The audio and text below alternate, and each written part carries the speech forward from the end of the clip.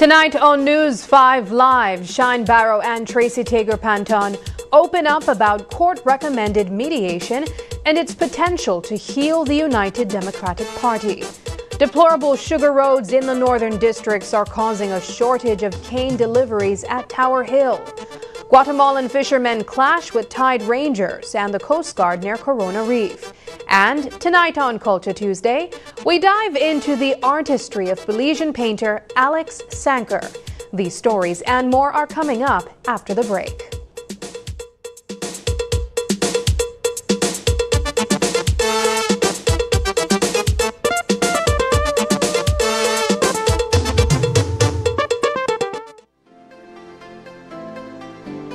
Discover a shopping experience like no other at the V Department Store. They carry a vast array of products at unbeatable prices. Elevate your shopping journey with affordability, diversity, and accessibility at the V. Conveniently located at 1745 Coney Drive in Belize City. Shop smart for your Samsung devices in Belize and enjoy benefits you won't get anywhere else. When you shop locally for your Samsung, all your devices will be covered by a 1-year local warranty. you won't get that when shopping with the other guys. When in doubt, always look for the Cellular World seal to know you're getting the real deal. Shop with confidence and enjoy your Galaxy knowing that it can be repaired locally at our Samsung Service Center by certified Samsung technicians using original parts and machinery. Even better, enjoy the best LTE experience in Belize, knowing that your Samsung devices are compatible with major local carrier networks. Get the ultimate Samsung Galaxy experience only when you shop from authorized Samsung resellers nationwide.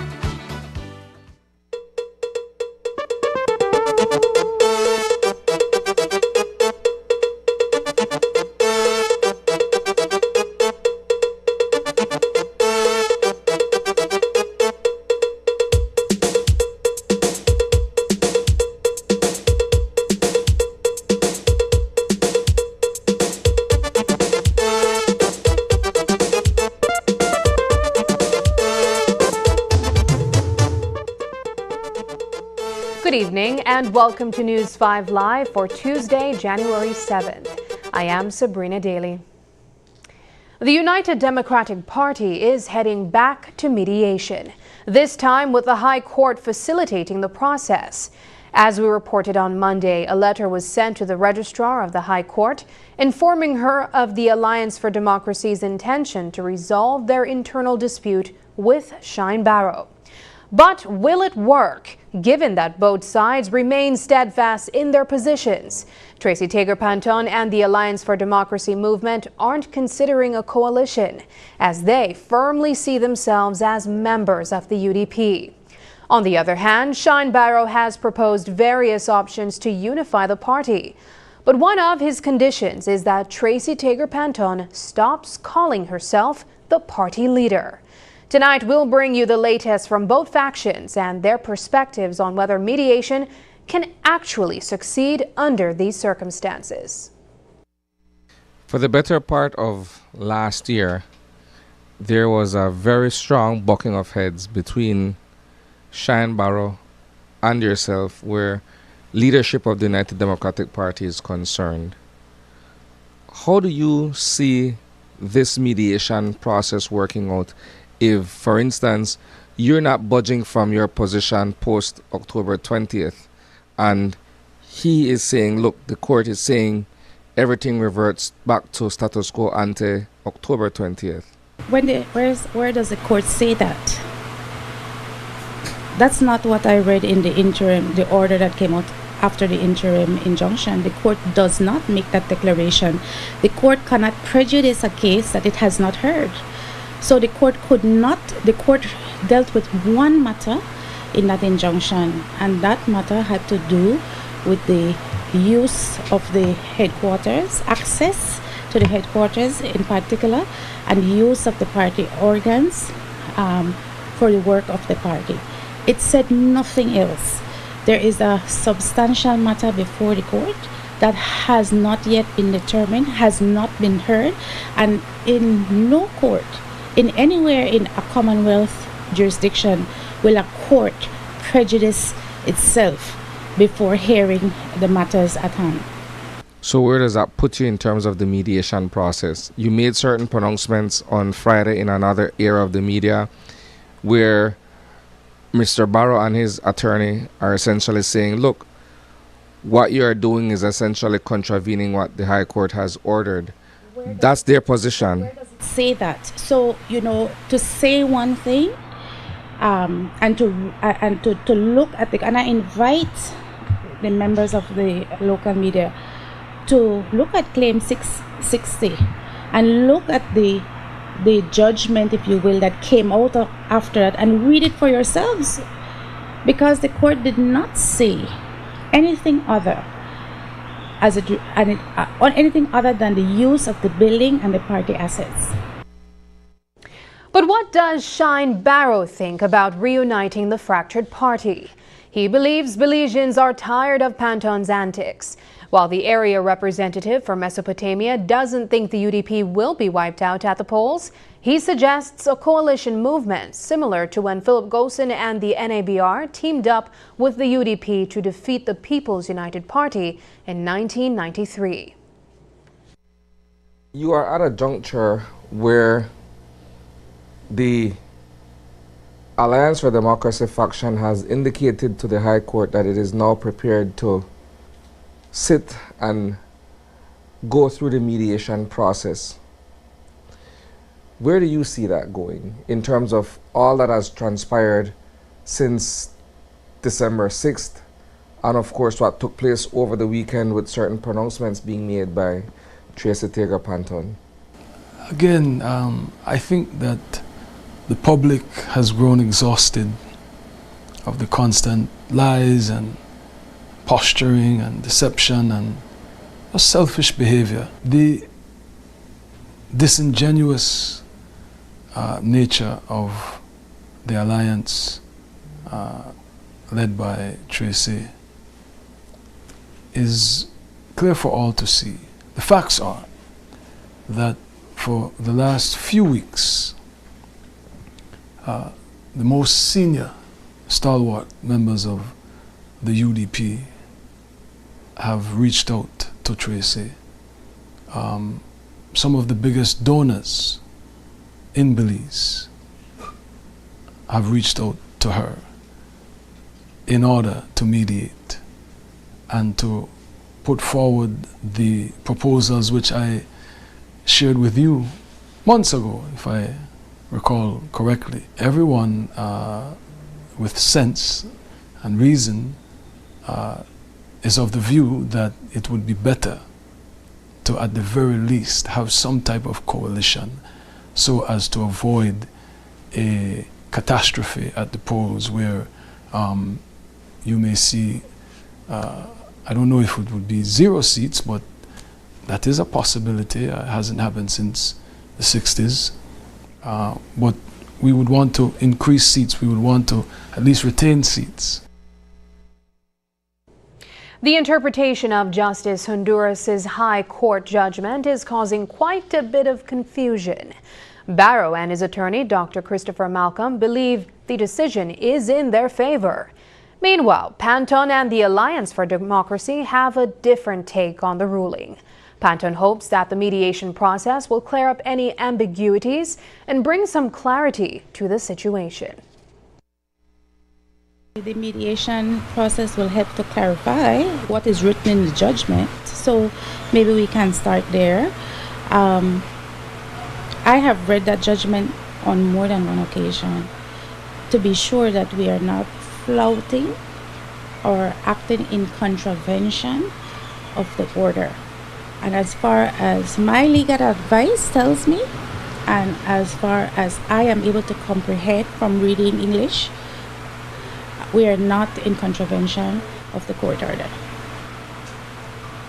I'm being made to understand that on a previous occasion, Dr. Christopher Malcolm, who represents Shine Barrow and the executive of the UDP, as it were, have made every effort to reach out to Senior Counsel Ellis Arnold and King's Counsel Peter Knox, where the mediation issue is concerned. And they are saying that Ellis Arnold never really budged in terms of responding to that request that you guys come to the table. It's so improper, all of that is so improper and hinges on being unethical.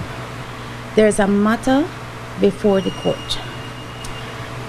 Mr. Barrow has counsel and Tracy Panton has counsel, and the judge has met with both counsels and have advised them on what his decisions are and how the process will progress.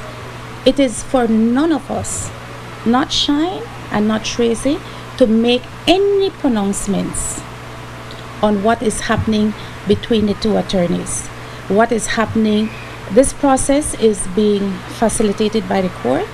It's being led by the judge's decisions. And I certainly am not going to make the same mistake that I believe the other side has made.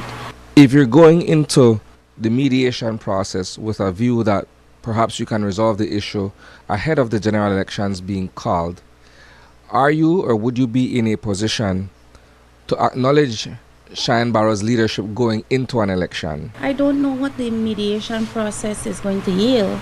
I don't know what proposals are going to be placed before us for consideration. And so that would be premature for me to pronounce on. I am saying to you, Isani, that we are going into the mediation process with the hope that we can find a reasonable solution forward that does not silence the voices of the people and does not negate the decisions taken by our decision makers of the party. Earlier today, Barrow elaborated on his idea to form a partnership with the Alliance and its supporters. He emphasized that for a coalition to work, Tracy Tager-Panton must stop presenting herself as the leader of the United Democratic Party. The coalition proposition was for Albert, Queen Square, Collett, and Cayo North, which are the four constituencies that align with Tracy that we believe can deliver their seats. But everyone else would be subject to the decisions of the party organs in reviewing and managing the process of putting forward the most suitable candidate. The UDP constitution does not give anybody the absolute right to continue as standard bearer if they are not performing, if they are not delivering. It's interesting that they want to overthrow me because they're not satisfied with my performance, yet they reject the fact that the central executive, by a majority vote, can do the same thing. So we are prepared to do a coalition with the seats that those that align with Tracy have a chance of winning. And the second option, which was not on the table before, was for those people to return as UDP candidates. But obviously for that to happen, Tracy has to stop her nonsense passing herself off as leader of the UDP, which is preposterous and contemptuous of the court order. What I have done now is, instead of having third parties talk to Tracy, I have gone to those people that we are prepared to do a coalition with directly and invite them to return to the UDP so that we can mount a formidable challenge to the People's United Party. Shine Barrow has been busy holding a series of meetings to confirm the candidacy of several standard bearers for the upcoming general elections. Earlier today, he met with UDP candidates from the eastern region, including Dean Samuels, David Almendarez, and Jose Uquespat. We had a regional meeting of the southern standard bearers in Dangriga Town, the standard bearers from Stanquick West, Macquarie Ocoy, Toledo East, Dennis Williams, Toledo West, Alfonso Sanchez, and the southern regional leader from Dangriga, Norman Usher. Productive meeting, really just taking the time to bond with my colleagues as we begin the new year and prepare for the general elections, and charting the way forward as far as ensuring that they are focused and they are doing everything in their power to be ready for when the Prime Minister dissolves Parliament and calls the elections. And we did the same with the Western region, standard bearers from Belmopan, Cayo North, Cayo Northeast, Cayo South, Cayo West, Cayo Central. And so today we had the Eastern region meeting with all of the standard bearers from the 13 constituencies, and we will have the Northern meeting probably later on this week. My understanding is that the Alliance for Democracy faction will move to seek legal redress in terms of the duly elected standard bearers and the duly endorsed standard bearers who would have been running under the United Democratic Party's slate that was more favorable to them. How do you respond to that? To the notion that they're arguing that you don't have the authority to be able to make those decisions in the interim? I thought you spoke to Professor Malcolm about that matter. His answer was not satisfactory to you? I spoke to Tracy Tager-Panton a few minutes ago, and that was her position, that this will be challenged in court as well. Yeah, well, you know, Professor Malcolm is a deputy dean, the Faculty of Law at the University of West Indies, right? Taught many of the lawyers here in Belize. So I don't think he would risk his reputation to tell you something that was not so. Coming up, Guatemalan fishermen clash with tide rangers and the Coast Guard near Corona Reef. New law in Belize that allows the law enforcement authorities to investigate and ask the courts to forfeit criminal property that may be derived from offenses such as corruption, drug trafficking, and fraud. It's called the Civil Asset Recovery and Unexplained Wealth Act. If all of a sudden you see somebody with all this money, cars, property, living the life, but they don't have a job or a business or any obvious sort of income, that's going to raise some huge red flags. So you may be wondering, could this potentially affect you? What if someone else is supporting you? No problem, that can be easily proven. What if you inherited the money? No problem, that's not hard to prove either. What if you operate a mostly cash-based business? Also no problem, just keep proper receipts and you're good. The new law does not exist to unreasonably target anyone. The FIU won't just go after random people for no reason. There are certain legal conditions, for example. The authorities have to prove the connection to the property and an offense. One of the biggest safeguards is that the process still has to go through the courts. So there's nothing to fear about the new law. Let's take the money out of crime. This message was brought to you by the Financial Intelligence Unit and the U.S. Embassy, Belmopan. Ladies and gentlemen, this is what you've been waiting for. In this corner, we have the masters of limitless power and unbeatable connection. Pioneers of 4G LTE in Belize. It's the undefeated champion, Smart. And in the other corner, struggling to keep up, it's the other guy. Fight!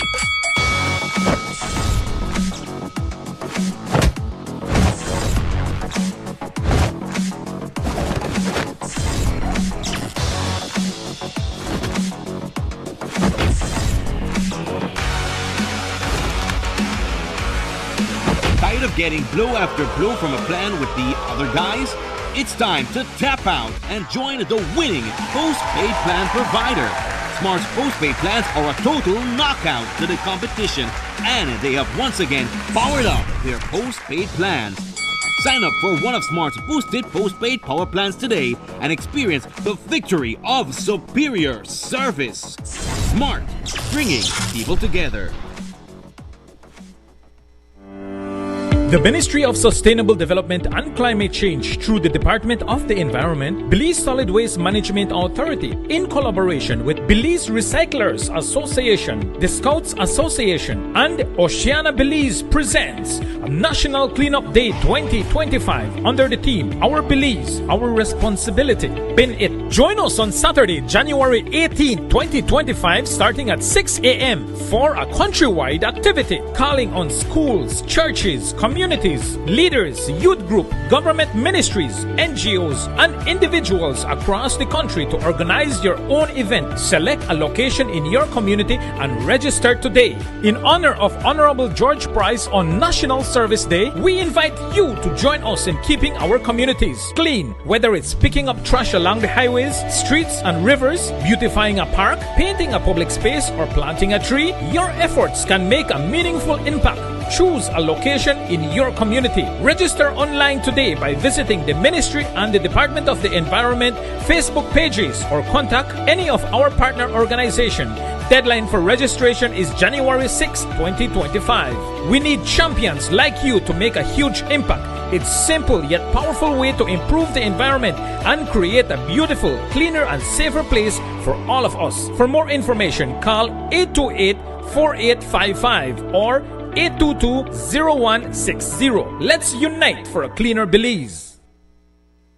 Today we're breaking down two often confused crimes: human smuggling and human trafficking.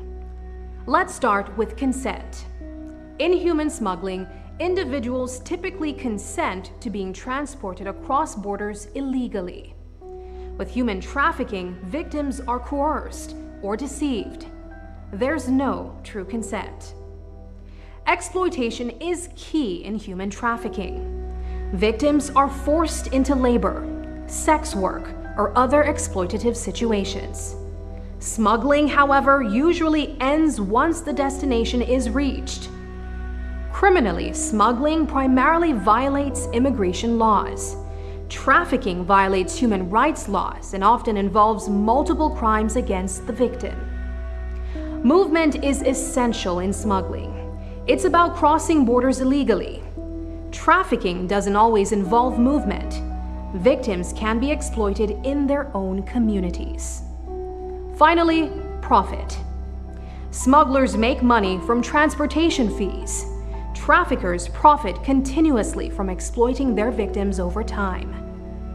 Remember, while these crimes can overlap, understanding their differences is crucial for proper identification and response.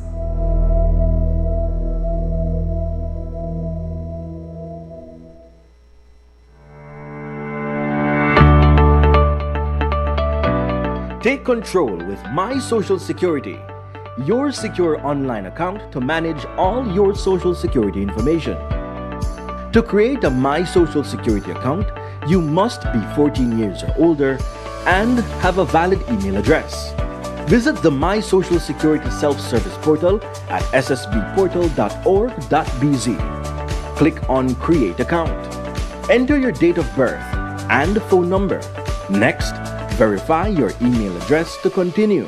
To verify, simply enter your email address and click the Send Verification button. Enter the verification code sent to your email inbox to proceed. Next, create a password that meets the requirements. Enter the name and select a reason for your account. Then click Create. Your My Social Security account was successfully created. Your information security is our priority. If you have a Social Security number, click Link My SSN to link your Social Security number to your account and activate using the steps in your confirmation email. If you do not have a Social Security number, click Register with SSB. You are now ready to truly experience Social Security at your fingertips.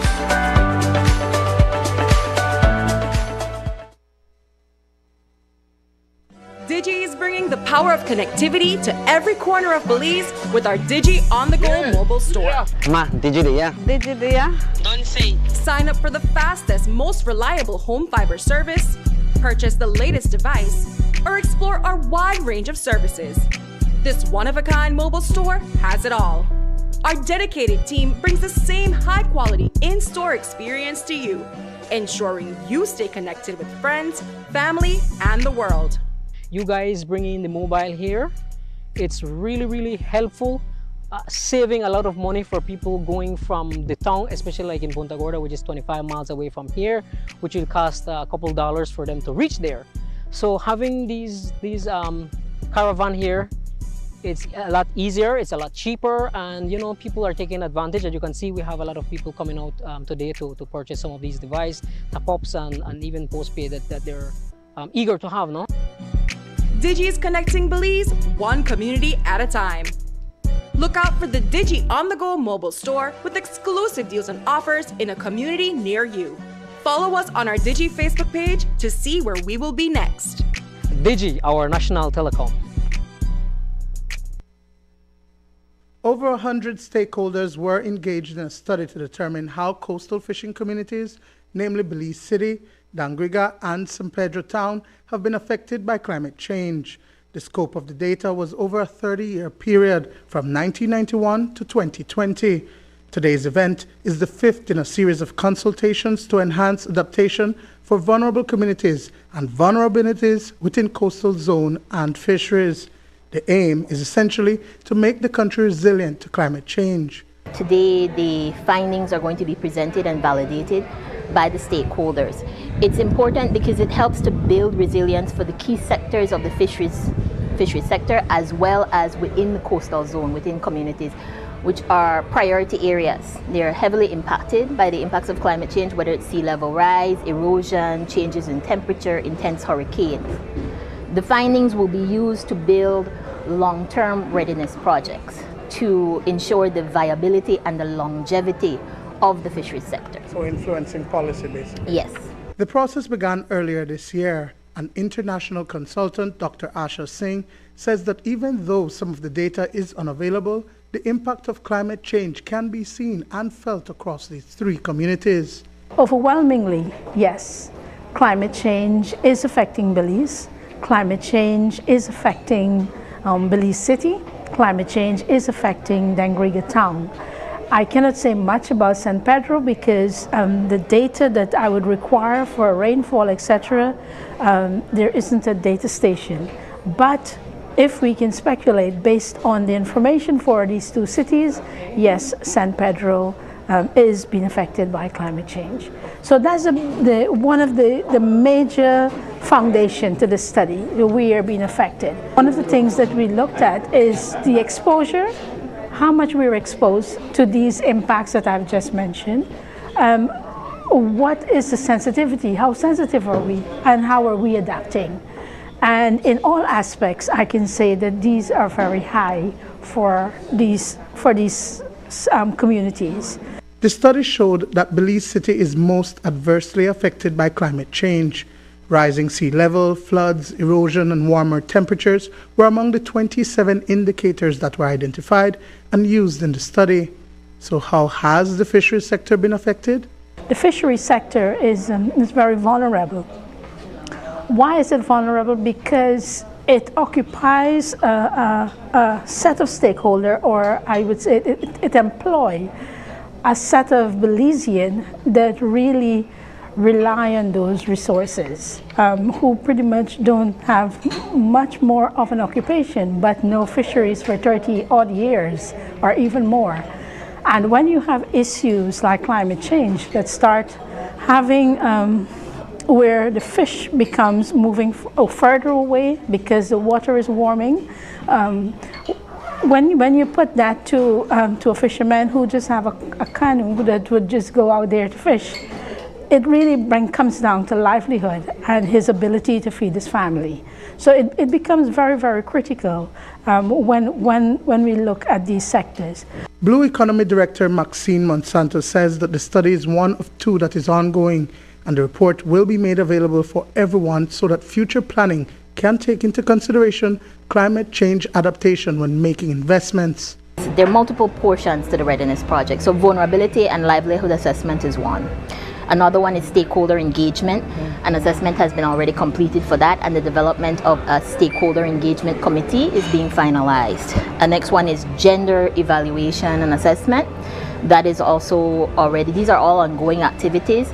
Last one is an assessment of the value-added chain within the fisheries sector. Dwayne Moody for News 5. Ladies and gentlemen, this is what you've been waiting for. In this corner, we have the masters of limitless power and unbeatable connection. Pioneers of 4G LTE in Belize. It's the undefeated champion, Smart. And in the other corner, struggling to keep up, it's the other guy. Fight!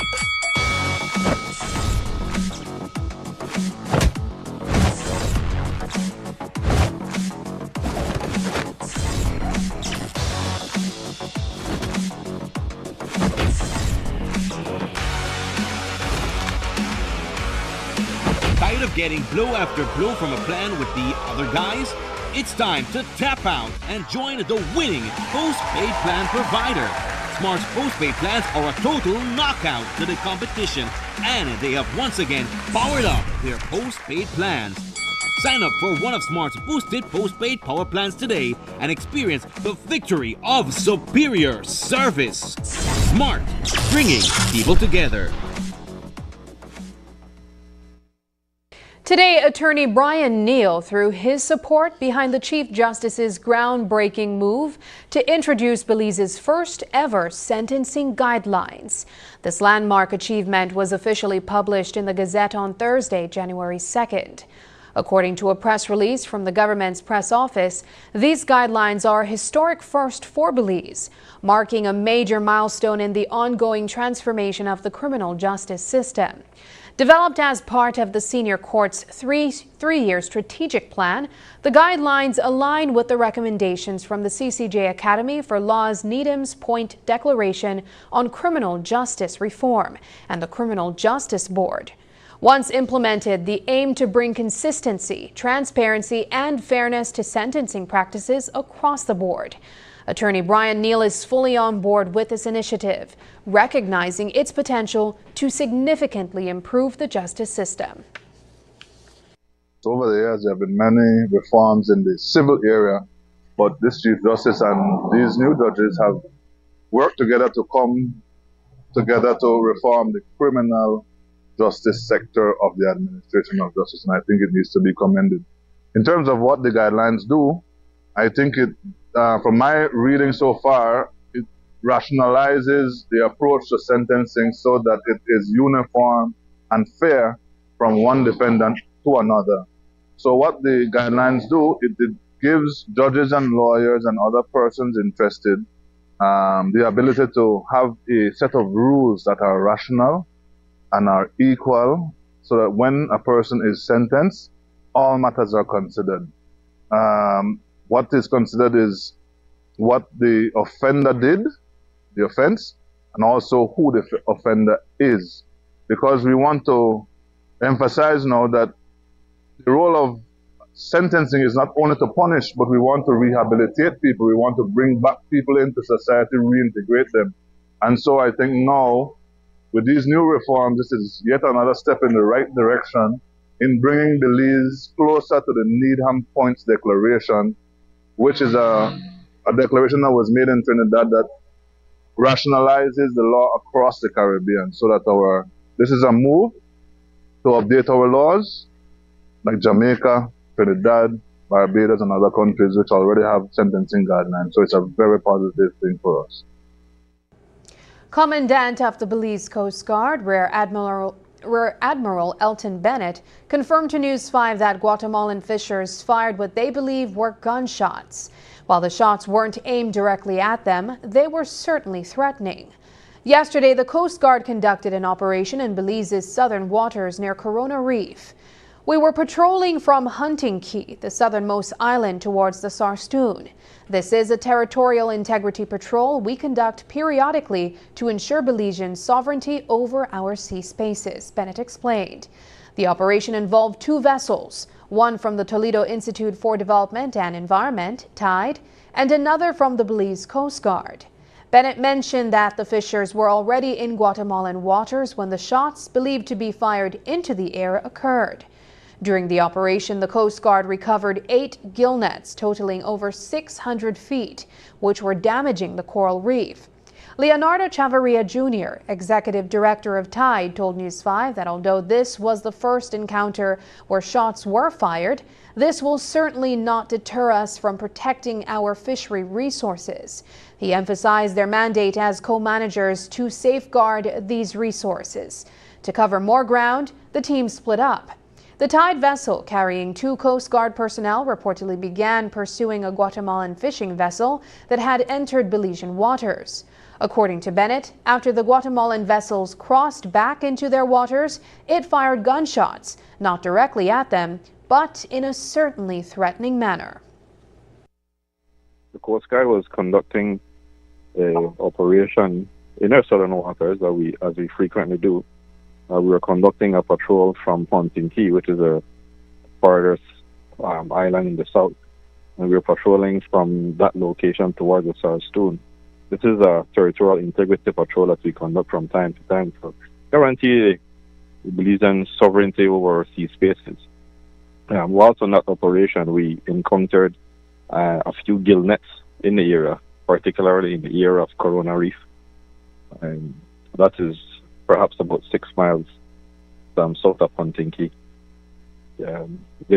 We recovered 8 gill nets on that operation. So it was a very tedious operation. Whilst conducting that operation, the rangers from Tide who were stationed at Hunting Key as well arrived on the scene, and we placed some personnel on board their vessel so that we could cover as much ground as possible in order to recover those gill nets that we believe were placed inside Belizean waters. So we had 2 vessels out at that location, one belonging to Tide and the other one a Belize Coast Guard vessel. We separated and we started to recover these gill nets that is very damaging to our marine ecosystem and our marine environment.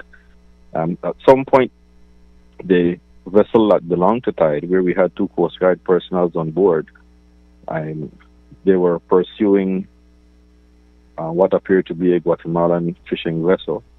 The 2 personnel on board that vessel reported that after the Guatemalan vessel had departed Belizean waters and entered into Guatemalan waters, our vessel stopped short. We did not go into Guatemalan waters. We stopped short at that location. At that point, the Guatemalan fishing vessel reportedly fired what we believe were gunshots, not in our direction, or not in a direct confrontational manner, but in a threatening manner indeed. Appeared to be firing in the air. 2 shots were reported by our patrol. The other Coast Guard vessel continued to patrol in the area, and we continued to patrol all the way towards Sarstoon, where we met up with the Belize Defense Force patrol at that location. We're not certain if these are Guatemalan vessels. Allegedly they are, and we know that the vessels sped towards the Guatemalan border, so we are assuming that these are Guatemalan vessels, but we cannot categorically state that they are. So what happened was that yesterday, our rangers were on patrol, and these are routine patrols in the Zapadilla Keys Marine Reserve. And during this patrol, which occurred somewhere around like 11 a.m. in the morning, our rangers encountered a Belize Coast Guard vessel who was actually doing patrols in the area also, but individual patrols. And then that Coast Guard vessel had encountered several gill nets, which of course gill nets are banned in Belize, and there were about over 10 gill nets in a specific location that happens to occur within 2 FSA sites, within the Rise and Fall Bank and the Cayman Crown Reef area. Both of these areas are fish spawning aggregation sites. So during that time, our team, along with the Coast Guard, started retrieving these nets from the water. And while we were doing as such, our team saw a vessel about 800 meters away that was lurking in the area.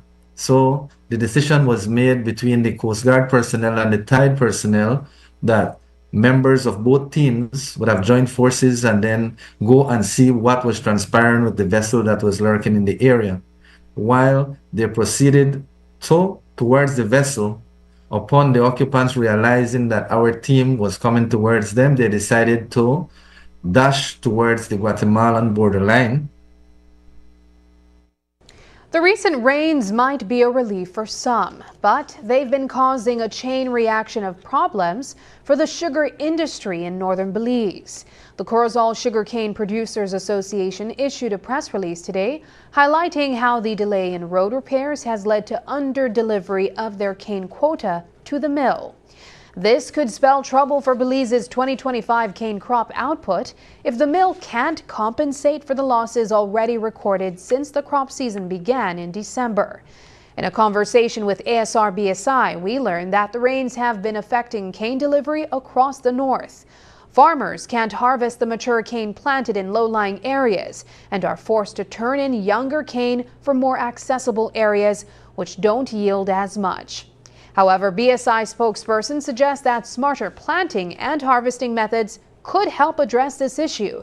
News 5's Marian Ali reports. What cane farmers have to endure is messing up their units, right? I mean, it's almost impassable, and they will just damage the road even further and their machinery.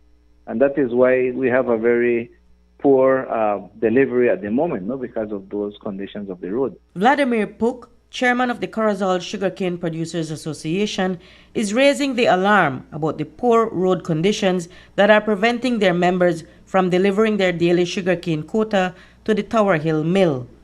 Puk explains that the road passing through his residence and plantation, which includes several villages, is just one example of the many areas affecting association members. Olivia Carballo Aviles, cane farmer relations manager for Belize Sugar Industries Limited, also highlighted that the recent rains have been impacting cane farmers across the entire north, making it even harder for them to meet their delivery targets. We are experiencing challenges in general here in the north, both for Corozal and Orange Walk. The challenge, the crop has started very slow. The cane supply has been almost 50% of what we should be getting for the day. It's increasing now at this point, but the farmers have expressed challenges of cane supply reaching to the more mature fields that they should be reaching. The problem has led to a shortage of delivery for the cane farmers. Adding to the problem is the fact that the cane being delivered is younger and doesn't produce as much sugar. This means the overall yield is lower, further impacting the sugar industry's productivity. Well, we are short right now for about a third of what we are used to be delivering, which is out of 500 tons, we are only delivering about 300 at the moment. This not only affects the quantity of cane, but also the quality. Cane quality is very, very important for farmers and for us because it is we need to extract the sugar, and based on the amount of sugar that we can extract out of that cane, which is the quality of the cane, we have milled 38,500 tons of cane, metric tons of cane, and we've done that in 11 days. That amount of cane on a normal grinding rate at 6,800, we would have gotten that done in 5 days, 5.5 days. Carballo Aviles explained that the issue has hit the mill hard, forcing it to halt operations. This is far from the outcome anyone wanted. The factory does not do well with a start and stop. It's not an electronic device that you can just switch on and switch off. It doesn't work that way. It's a whole series of machinery that come together to work. So it affects the mill when we have to start and stop.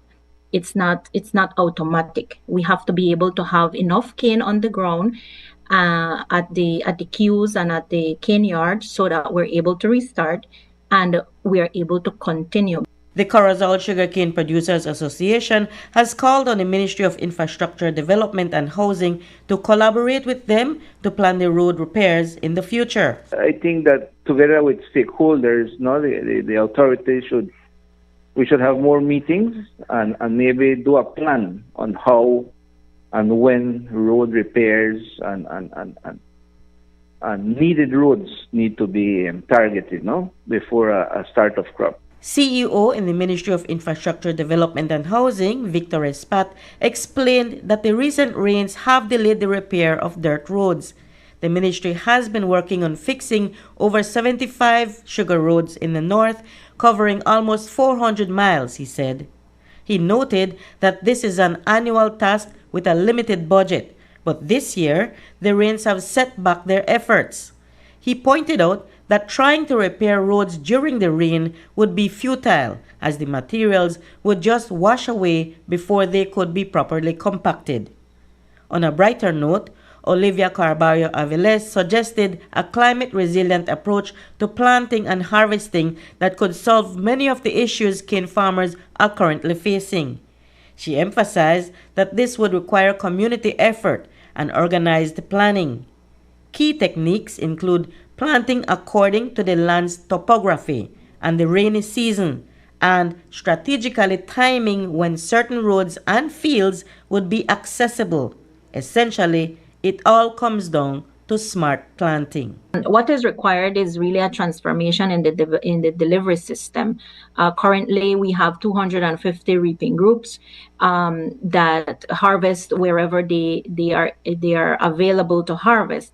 But what we really should be thinking is about the geography of the area.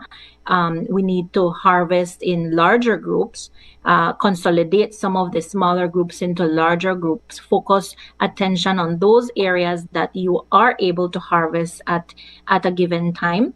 When it's wet conditions, you harvest in all the identified higher areas instead of harvesting in low. And when it's drier, you go into the less accessible and areas that we know are lower. Reporting for News 5, I'm Marion Ali. After the break, diving into the artistry of Belizean painter Alex Sanker. But first, here's the latest weather update from the Belize Met Service.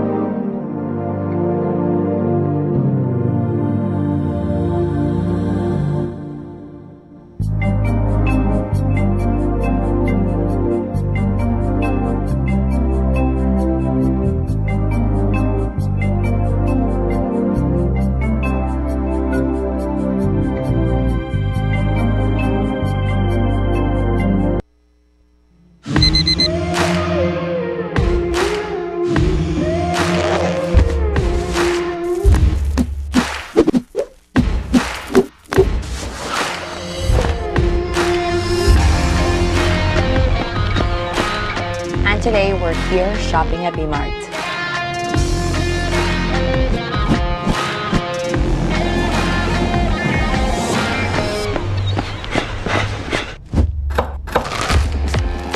Today we're making the greens super smoothie.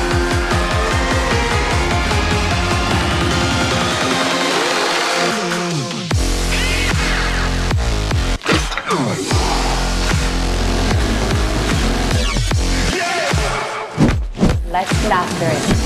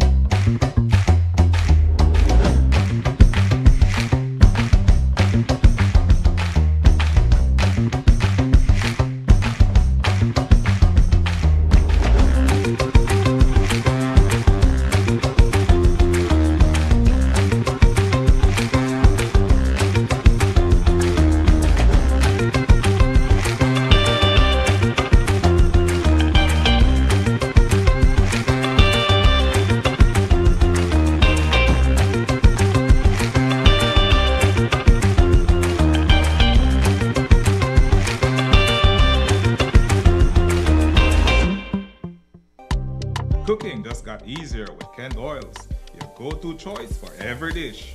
Available in 3 sizes and 3 great options: vegetable, corn, or canola oil.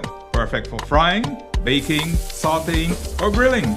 Kent Oils deliver the quality you trust with a clean, natural flavor for all your cooking needs. Conveniently available at stores near you. Exclusively distributed by Unitex Company Limited.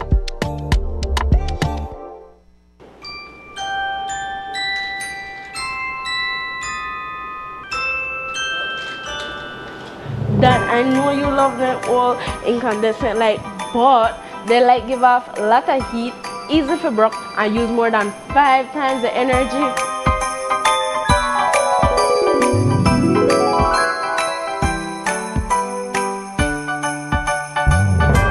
This here, we going LED, okay? Let it go. Okay, let it go. Making the change to LED this holiday season can make a big difference in your energy usage. Talk to your family about energy management today. Do a little, conserve a lot. Need help? The BEL 24/7 app has tools to get you on the right track. Download today and let's talk energy management.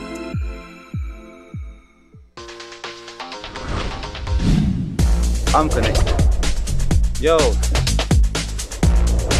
I'm connected. We're connected. Create the perfect broadband bundle that fits your style with Smart Connect.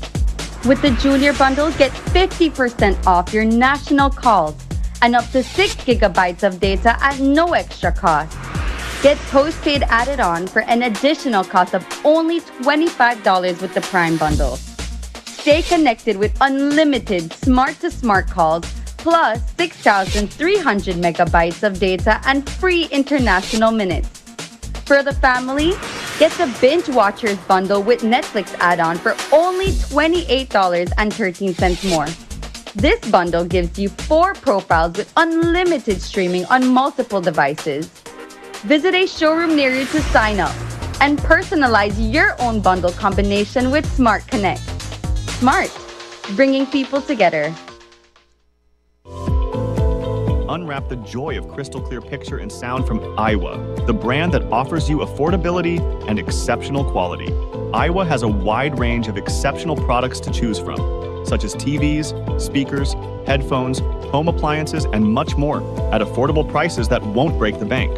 Enhance your audio-visual entertainment experience with Iowa, and for your convenience, parts are readily available in country for hassle-free maintenance. You can find Iowa products at your local electronics store countrywide. Choose Iowa, the best in home entertainment and household appliances. In today's digital age, technology connects us like never before. But it can also open doors to hidden dangers. Predators use social media, gaming platforms, and messaging apps to target vulnerable individuals, especially children. In today's digital world, technology can be a gateway for human traffickers, but we are not powerless. Here are crucial tips to protect yourself and loved ones. Set strict privacy settings on all social media accounts. Only accept friend requests from people you know personally. Turn off location sharing. Never overshare online. Avoid posting personal information like phone numbers or addresses. Be wary of job ads that seem too good to be true. Traffickers often use these to lure victims. Report suspicious activity. Don't hesitate to block and report harassing accounts. Familiarize yourself with your national human trafficking hotline for emergencies. Know the warning signs of trafficking. Education is key to prevention. Remember, if something feels off when you're online, trust your instincts and seek help immediately.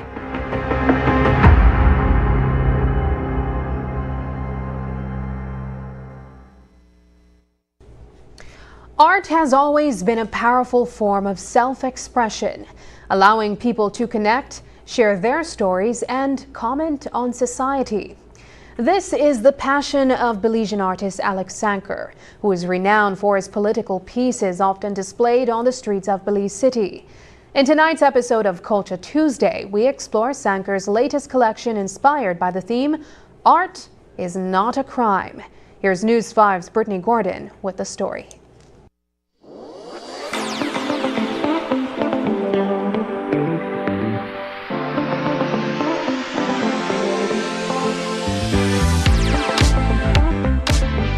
Alex Sanker is making a bid for the history books. Even if you don't know his name, you've likely seen his work, lining Albert Street at the foot of the Swing Bridge in Belize City. Sanker is an artist known for his bold social and political commentary. His latest collection, Art is Not a Crime, pushes the boundaries and ventures into areas where others have been hesitant to tread. The more people in power push and tell me I can't do this type of painting, I double up. You understand? It's like smart on 15th and 30th. Double up. So my thing is what this is saying, that art is not a crime. Stop treating it like it is, because it's truly not. I am simply freely expressing myself with the frustration, the corruption, the social injustice. And at the end of the day, my whole legacy I want to base on that you know what? Those that cannot speak or are scared to speak up, I am not Superman, but I'm definitely somebody making changes through my art. And people know when you talk, tomorrow everybody forget. But when you put it on canvas, yeah, that's a whole different story. So I always say this, people are not scared of me, you know. They're scared of my canvases. Sankar's collection mainly features paintings, but he loves to experiment with mixed media, incorporating elements like paper, string, and wood beyond the canvas. One of his favorite pieces right now shows himself as the iconic Christmas character Santa Claus, proudly holding a naughty list that rolls off the canvas. In Sankar's version, this list includes the names of public figures who have criticized his art. Through this bold act of defiance, he hopes to inspire other artists to use their talents to highlight issues affecting their communities. I am paving that way for other artists to feel free, that you know what, I can express myself. Somebody have to open the door, but not open the door, keep it open. Because the reality is, there was no door open for me. This is not a pity call, it's a fact. The gate to get in the yard was closed, and I had to kick all these in. So now that everything is open, I hope there's one artist that chooses to pick up the same type of painting after I'm gone, or even presently. Each painting in Sankar's collection is one of a kind and usually not for sale. He often keeps his pieces for himself to preserve them. Visitors to his home can see these unique artworks crammed into every corner, showcasing his dedication to his craft. I have so much pieces for myself. That's why you see me on Albert Street. I could do an exhibit any time of the day. I have certain pieces. I could be broke and there's money offer on certain pieces without $1 in my pocket, and I told them it's not for sale because it's more important to educate my Belize people. When you see school over and all those kids pass Bridgefoot, whoever is in Belize could confirm on this. There's kids from standard 1 to university out there debating these pieces. While Sankar loves creating pieces with social commentary, he also offers paintings for sale that capture the essence of Belizean life. He explained how he makes his art resonate with buyers, turning them into more than just paintings to hang on a wall. When I post this, and I have to say this is owned by a very dedicated customer, when I post this, he'd be like, Alex, for right now, please tell me it's available, right? She said, because, you know, as an adult, I used to do this, and when I saw this painting, like, every bone in my body turned cold. Like, wow. Sankar's ultimate goal is to be the voice of the people and to document Belizean history through his art. Despite facing threats from those he's criticized, he remains steadfast in his mission to create art that speaks to and for the people of Belize. His determination to keep pushing the boundaries and addressing the important issues is unwavering. They cannot beat me no farther. They beat me so much down, I had hit the rock bottom. You can't go farther than that. So like I said, Alex Sankar doing all this, love for country. All those people are doing wrong by this country, they will have their day. I promise you. We might be wrong or not be wrong. They're going to have their day, because what happened, people will sell their soul in a second for wealth. And that's material stuff. And unfortunate, without the wealth, you cannot move forward. I would love to have a big museum. Until that wealth come, it's going to happen now. That's I can promise you. Brittany Gordon for News 5.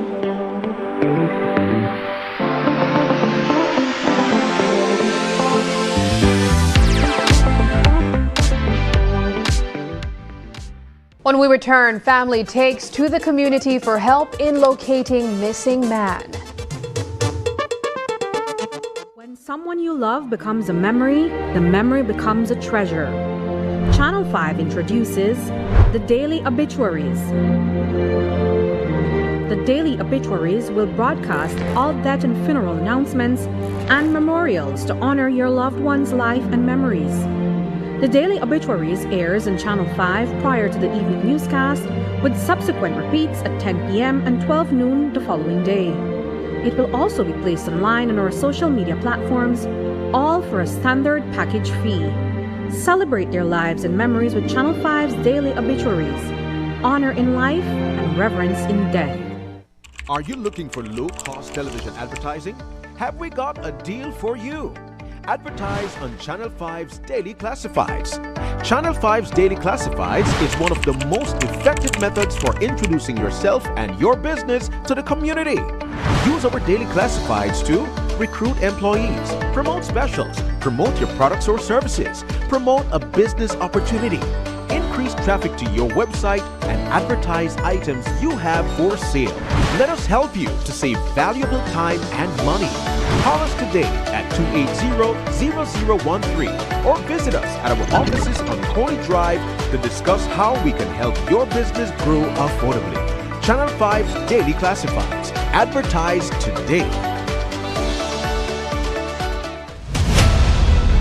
Isani Cayetano, Marian Ali, Paul Lopez, Brittany Gordon. Your News 5 police teams do whatever it takes. Go wherever they need to go, so you can catch the story wherever you are, whenever you want, on whatever device.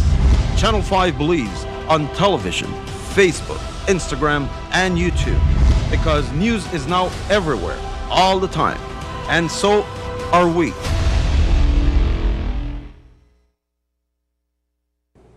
The family of Mason Patnett is in a race against time after he went missing on Sunday afternoon.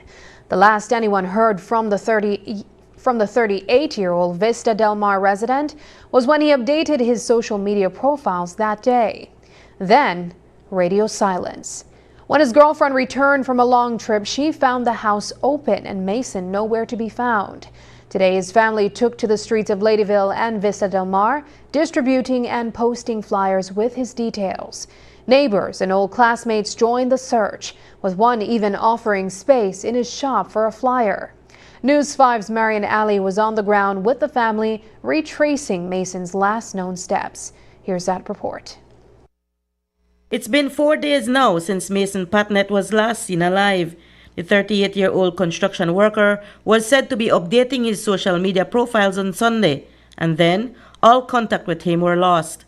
Today, his sisters were handing out flyers and asking people to assist them in locating him.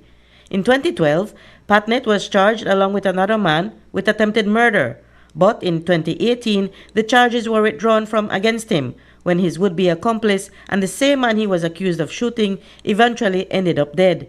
Nikita Patnett told us she does not believe his past is involved in his disappearance. Mason was actually young too. That was like 10 years ago. So he was like in his early 20s, I would say. I don't believe that it has anything to do with that. Like, it's been years now since my brother has been growing into a mature young man. You know, he's come a long way from who he used to be, the things he used to do, and he's grown into a really nice, mature man. The reason why we come out together because my brother usually does somebody will spend his time at home, and for the fact that he not at home for days, he not feed his dog. My brother have 3 dogs, and he not feed his dogs, and he not to deal with his plants and stuff like that. So that does raise concern for we. Kevin Dawson owns a shop in Vista Del Mar and said he also went to primary school with Patnett. He allowed Patnett's family to put up one of the flyers on his shop. We're all human beings and we need to work together. So when things like this happen, we have to work together with people. So it's very shocking. It's 2025 and we need to come together and make a change. And, you know, by we doing this, we can find a solution to it. When we were small, all of us went to primary school together at Ladyville SDA school, the Adventist primary school. So I know his sisters very well and I know them very well. Joining the search for Patnett today was his neighbor, Aaron Wilson. He's my neighbor. So that's one of the reasons. Next reason is that my two youth uncle, when I used to look up on my uncle, because that's how I know the man. Because the two boy I record, we do music, that's the uncle. So how I know. You understand? So plus I know the young boy, the man, and that's why I know the family, and I assist them, and I get at the bottom of it. I never made the focus much on it, but now I focus on it because I realize that, you know what, my mind is on wheels. It's close to home. Yes, my mind is on wheels, and this happened right here. So then I join. If I have to swim, if I have to jump in or anything, because I make for that. And we can get at the bottom of it, believe me, you. Reporting for News 5, I'm Marian Ali. Patnett is described as a slim 5'7" Creole man with long curly hair, a brown complexion and tattoos on both hands. He was last seen wearing a green shirt and green camouflage cargo shorts. Authorities are asking anyone with information to contact Crime Stoppers at 922 or report the nearest police station. The Belize Livestock Producers Association, BLPA, just got a major boost with $100,000 donation from the National Emergency Management Organization, NEMO. After Tropical Storm Sarah wreaked havoc, farmers in the Belize River Valley and Cotton Tree areas suffered huge losses in feed, livestock, pastures, and their overall livelihoods. This generous initiative aims to help 10 cattle farmers in the Belize River Valley and Crooked Tree recover from their losses and build resilience for future disasters. The donation was made possible thanks to a collaboration between NEMO, the Ministry of Foreign Affairs and Foreign Trade, and the Embassy of Taiwan. National Emergency Coordinator Daniel Mendez shared more details about this much-needed support. This project is not just about recovery, it's also about building resilience and ensuring the long-term sustainability of our livestock industry. Over the past few months, we have seen the firsthand the devastating impact of Tropical Storm Sarah, and in fact that impact continues to be felt today because there are still many places, particularly in Crooked Tree, that remain underwater. So the flooding has caused significant damage to pastures, leaving animals without feed and causing a great deal of livestock losses for the farmers in these communities. And we know that this is a source of their livelihoods. Today, we take an important step forward with this project, which addresses both the immediate needs of our farmers and they're building their long-term resilience. Phase 1 of this project will address the urgent need of farmers by providing silage and mill feed to ensure that livestock can survive and thrive in the short term. Looking at Phase 2, the focus will be on establishing water-resistant pastures and building the capacity of farmers in advanced techniques for silage production, veterinary care, and pasture management. Given this recovery and emergency assistance, we are empowering our farmers with the tools and knowledge to withstand and manage future natural hazards, ensuring that they are better prepared. The new year has just kicked off, but the frustration for rural drivers in Belize is already in full swing. For years, they've been dealing with the tedious process of licensing their vehicles and renewing their driver's license, only to face even more challenges due to the lack of insurance stickers and driver's license cards. Many drivers have been diligently renewing their licenses only to receive a receipt instead of an actual card. Today, we spoke with a few disgruntled drivers to hear how they're coping with these delays. Their stories highlight the ongoing struggle and the need for a more efficient system. Where are all the car license stickers and driver's licenses? That's the burning question on the minds of Belize's rural drivers. For years, they've been handed receipts instead of the actual cards or stickers they've paid for, all because of a shortage. As the new year rolls on, drivers are left wondering just how much longer they'll have to wait to finally receive what they've been diligently paying for. You got a receipt today? Yeah. Okay. And how long have you been trying to get a license? 1 year. Okay, and so what did they tell you? Why did you get a receipt and no license? He said next year. I don't know. But 3 years and nothing, they'll have a license. 3 years you've been trying to get only the receipt for 3 years? Mm-hmm. One frustrated driver shared that she's been trying to license her vehicle since 2023. But each time, she's only been given a receipt. She's worried about losing or damaging the flimsy piece of paper, which is far from a proper driver's license. I was waiting for my license, but unfortunately they don't have, so we have to do with the receipt, and it's very frustrating because, you know, when you have a receipt, it's basically it could get damaged or anything, and then when they ask you or you lost it, then it's frustrating. You know, we are paying full price, so we expect. She said that this has been an issue she has faced before. Have you ever damaged or lost your receipt before? Yes, I have. And how much does it cost to apply for your license? Depending on the car, it's $60, $68, depending on the type of car you have. So how long did they tell you that you're going to have to wait, or do they say indefinitely? They did not tell me, and I didn't ask because it's like I already used to it. So we reached out to the Department of Transport's Chief Transport Officer, Leon Gentle, for an update. Although he couldn't comment as he's currently out of office, he assured us that the issue should be resolved sometime next week. One driver we spoke to also received this assurance, hoping for a quick resolution. This is your first time trying to get your license? Yeah. You just recently started driving? Okay, so were you able to get your physical license? No. How, what did they give you instead? Paper with, I think it's the receipt. Yeah. And how long did they tell you you're going to have to wait? A week. Yeah. So do you expect that in a week you're going to come back and pick it up? Probably. Brittany Gordon for News 5. And that's the news. Tonight's broadcast is available at channel5belize.com, on our Facebook and on YouTube. I'm Sabrina Daly. Thanks for joining us. And from all of us here at News 5, good night.